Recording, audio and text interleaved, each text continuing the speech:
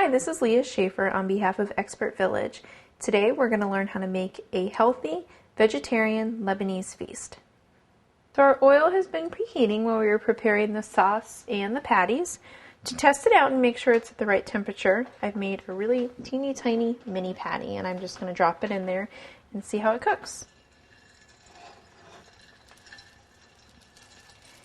And when it floats to the top, we know it's done.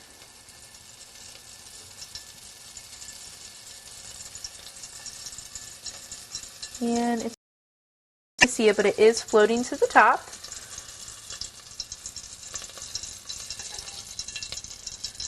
Check it out.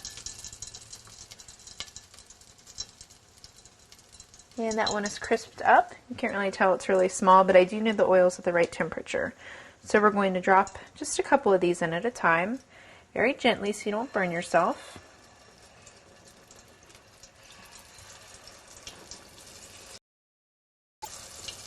Should be able to do about 5. Could probably fit more, but I don't want to cram them all in there and it's harder to wash them. We'll let those fry up. Do about a minute on each side to start, and if we need more, we'll let it go longer. So they're starting to float to the top now. We'll go ahead and pull one out and check it to see if it's ready.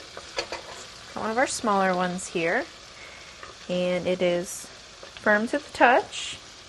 So we'll just give it a shake, get that oil off. And then we're going to let it finish cooking over here on the paper towel.